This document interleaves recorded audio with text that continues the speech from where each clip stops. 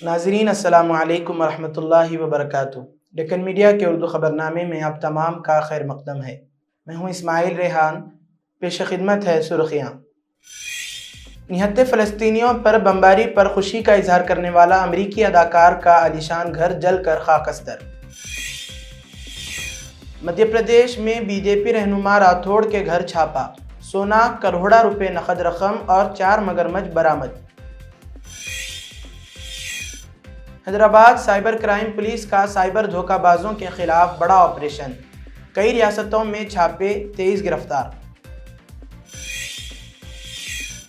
कर्नाटक में आलाजात के हिंदुओं ने दलित नौजवान का किया कत्ल, ऊंची जात की लड़की से ताल्लुक पर बनाया गया निशाना। और अब खबरों की तफसील। अमेरिका की एक अदालत ने नौमुंतखब सदर डोनाल्ड ट्रंप को हश मनी केस में सजा सुनाते हुए उन पर कोई ताज़ीर आयद नहीं की है और इन्हें गैर मशरूत तौर पर डिस्चार्ज कर दिया है। खबर रसां इदारे एसोसिएटेड प्रेस के मुताबिक इस तरह जज का फैसला उनके जुर्म के इर्तिकाब को बरकरार रखता है, लेकिन साथ ही इन्हें आज़ादाना तौर पर जेल की सज़ा या जुर्माने के खतरे के बगैर व्हाइट हाउस में अपना दौरे हुकूमत शुरू करने की इजाज़त देता है। वाज़ेह रहे कि एक पॉर्न स्टार के साथ माजी के ताल्लुक़ पर इसे पैसों के इवज़ खामोश रखने के इस गैर मामूली मुकदमे में साबिक और आने वाले सदर पर 34 मुजरिमाना इल्ज़ामात लगाए गए थे। ताहम इस मुकदमे की कानूनी पेचीदगियों और केस की तफसीलात से अमरीकी वोटर्स की नज़र में ट्रंप के बारे में तासुर पर कोई असर नहीं पड़ा और अवाम ने ट्रंप को 4 साल के वक्फे के बाद पिछले साल नवंबर के इलेक्शन में दूसरे दौरे सदारत के लिए मुंतखब कर लिया। अमेरिका के दूसरे सबसे बड़े शहर लॉस एंजल्स में जंगलाती आग ने बड़े पैमाने पर तबाही मचा रखी है। इस आग ने एक बड़े रिहायशी इलाके को अपनी जद लेकर राख और खंडरात में तब्दील कर दिया। लॉस एंजल्स के पैसिफिक पैलिसेड्स के इलाके में इस आतिशज़दगी से होने वाली तबाही गज़ा और हिरोशिमा जैसे मंजर पेश कर रही है।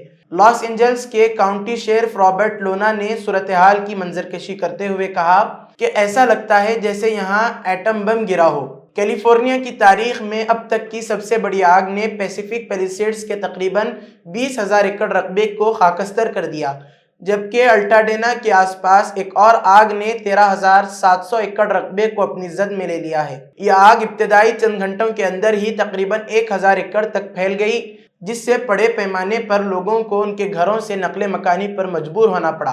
अब तक 1,80,000 से ज़्यादा लोग बेघर हो चुके हैं। तकरीबन 12,000 मकान और इमारतें राख का ढेर बन चुकी हैं। नीज इस आग से अब तक कम से कम 10 हलाकतों की तस्दीक हो चुकी है। इस तबाही ने लॉस एंजल्स में मामूलाती ज़िंदगी को दरहम बरहम कर दिया। इलाके में 100 मील यानी 160 किलोमीटर फी घंटा की रफ्तार से चलने वाली हवाओं ने आग बुझाने के लिए ऑपरेशन में लगे तैयारों और हेलीकॉप्टरों की परवाज को भी मुश्किल बना दिया। अमरीकी सदर जो बाइडन ने व्हाइट हाउस में ब्रीफिंग में बताया कि उन्होंने रियासत को कैलिफोर्निया की तारीख की सबसे तबाहकुन आग से निपटने में मदद के लिए इजाफी विफाकी फंड्स और वसाइल देने का वादा किया है। अमरीकी रियासत कैलिफोर्निया के शहर लॉस एंजल्स के जंगलात में लगने वाली खौफनाक आग ने शॉब्स की कई मारूफ शख्सियात के महंगे और पुरतैश घरों को खाकस्तर कर दिया। उनमें एक मारूफ अदाकार जेम्स वुड भी शामिल है, जो CNN के लाइव शो में आकर इस अलमिया के बारे में गुफ्तगू करते हुए रो पड़ा। जेम्स वुड, जो 2 बार ऑस्कर अवार्ड के लिए नामजद हो चुका है और 3 एमी अवार्ड्स जीत चुका है, उसने बताया कि उनका आलीशान घर भी लॉस एंजल्स के जंगलात से घिरी पुरफिजा इलाके पैसिफिक पैलिसेड्स में वाक़ था, जो शॉब्स की दीगर कई अहम शख्सियात का भी मस्कन है।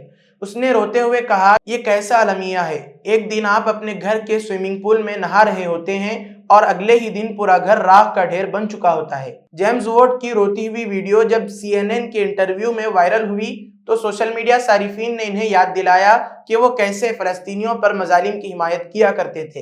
एक सारिफ ने सवाल किया कि जुल्म की हिमायत करने पर क्या पछतावा नहीं होता?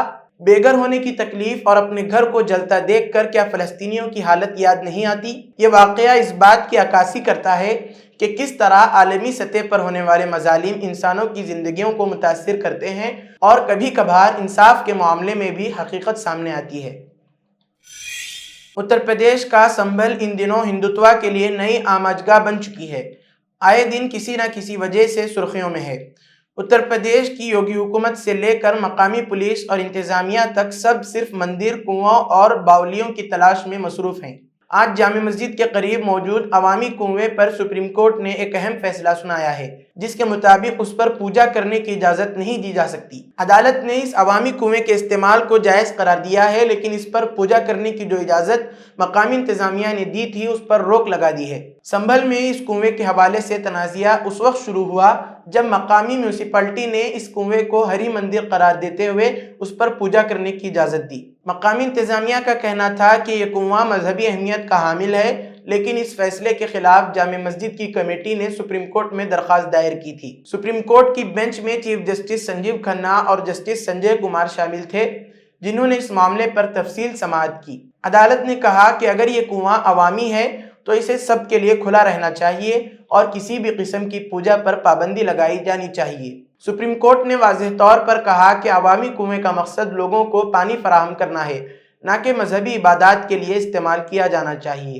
سماعت کے دوران عدالت نے اتر پردیش حکومت کو ہدایت دی کہ وہ اس معاملے میں 2 ہفتوں کے اندر اسٹیٹس رپورٹ جمع کرائے۔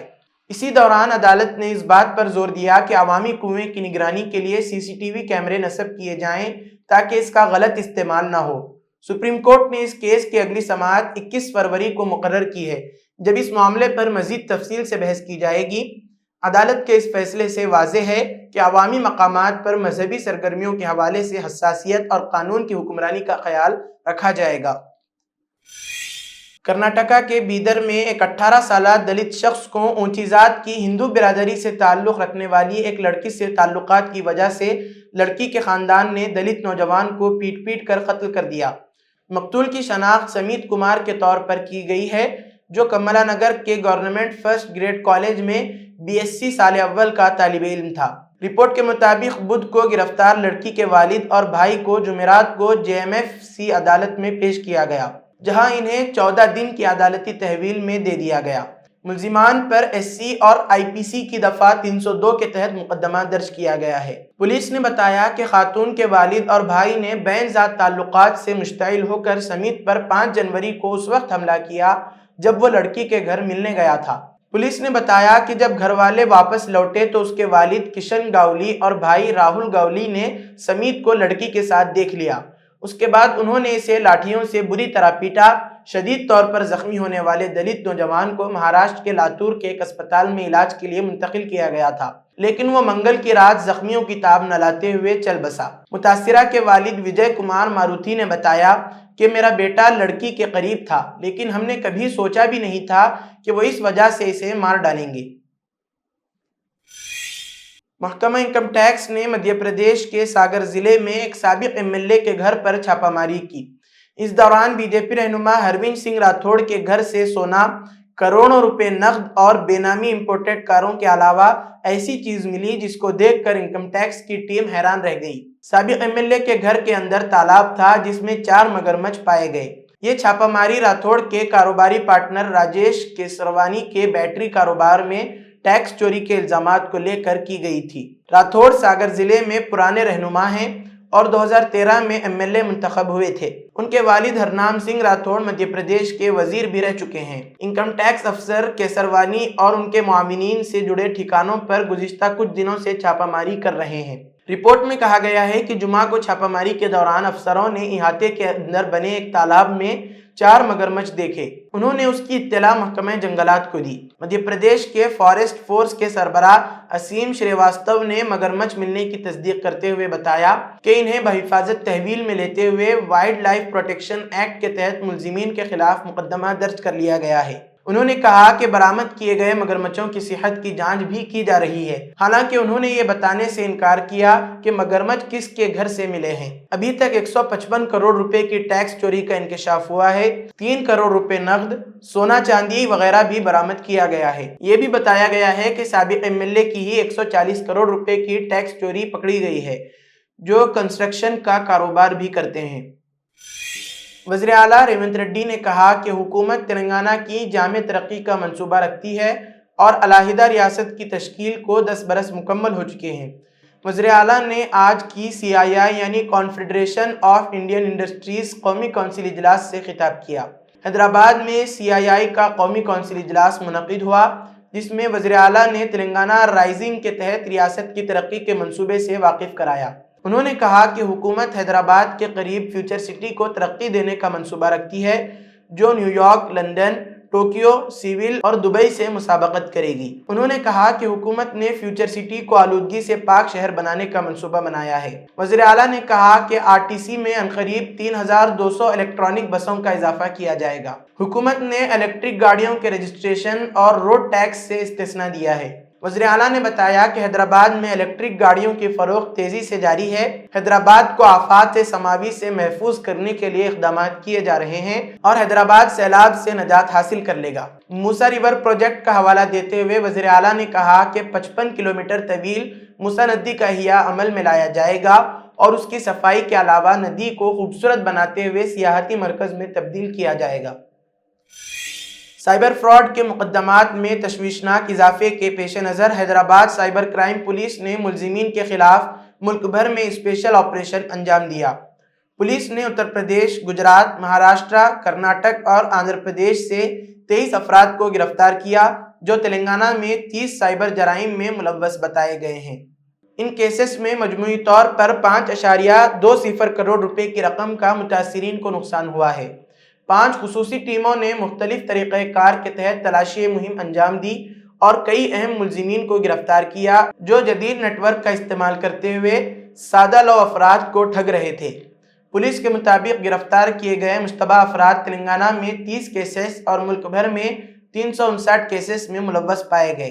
ٹیموں نے مختلف ریاستوں کی پولیس یونٹس کے ساتھ مل کر مشتبہ افراد کا تعاقب کیا اور انہیں گرفتار کیا۔ سائبر کرائم کے ایک سینئر افسر نے کہا، یہ آپریشنز تفصیلی انٹیلیجنس اور جدید تفتیشی طریقوں کی بنیاد پر کیے گئے تاکہ ان دھوکہ دہی کے نیٹ ورک کو بے نقاب کیا جا سکے۔ خصوصی توجہ اہم کھلاڑیوں جیسے کہ بینک افسران، میل اکاؤنٹ سپلائرز اور سرغنوں کو شناخت اور گرفتار کرنے پر دی گئی، جو دھوکہ دہی کی سرگرمیوں کو سہولت فراہم کر رہے تھے۔ انہوں نے مزید کہا کہ یہ آپریشنز نہ صرف اہم مالی اثاثوں اور مالیاتی آلات کی بازیابی کا سبب بنے، بلکہ منظم فراڈ کے گینگز کو بھی ختم کیا، جس سے ملک بھر میں متاثرہ افراد کو انصاف فراہم کیا گیا۔ اسی کے ساتھ آج کی خبروں کا اختتام ہوتا ہے۔ کل پھر ہوگی ملاقات نئی خبروں کے ساتھ۔ دیجیے اجازت۔ اللہ حافظ۔